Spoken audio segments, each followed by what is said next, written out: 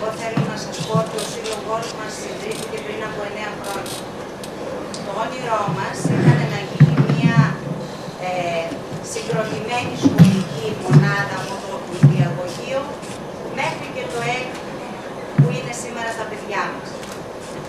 Λόγω των καταστάσεων όμως αρχίσαμε να προσγειωνόμαστε και να κατεβάζουμε το πύχη.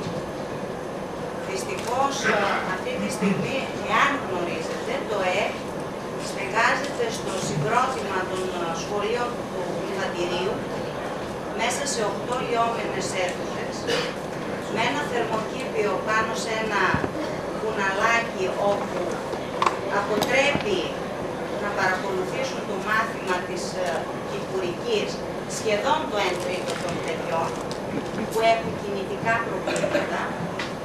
Οι τουαλέτες μας είναι 30 μέτρα από το σχολείο, όπου είναι και εκεί δύσκολο με τις καιρικές συνθήκες να πάνε, γιατί μιλάμε παιδιά με ιδιαιτερότητες. Άκουσα και δεν το γνώριζα ότι ο Δήμος έχει πολύ μεγάλη περιουσία. Όταν ζητήσαμε λοιπόν να γίνει αυτή η σύγχρονη σχολική μονάδα, μας είπανε βρείτε μας κόπεδο. Είπαμε ας πάμε στο Άλμπερ Αλέρ, ίσως και μας βρουν. Θέλαμε να επισκεφτούν το σχολείο πολύ, γιατί πιστεύω ότι δεν το γνωρίζουν που βρίσκεται.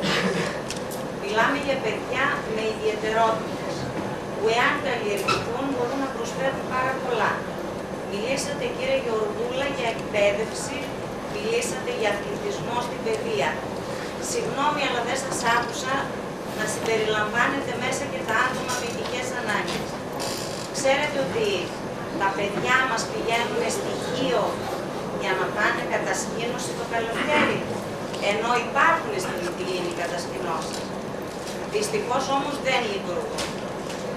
Δεν θα μπορούσε ο Δήμος να παραχωρήσει κάποιο κτίριο ώστε από το μεσημέρι και μετά που σχολούν τα παιδιά μας να υπάρχει ένας χώρος όπου να μπορούν να αναπτύξουν κάποιες ιδιαιτερότητες, δεξιότητες, ζωγραφική, οτιδήποτε μπορεί αυτό να είναι.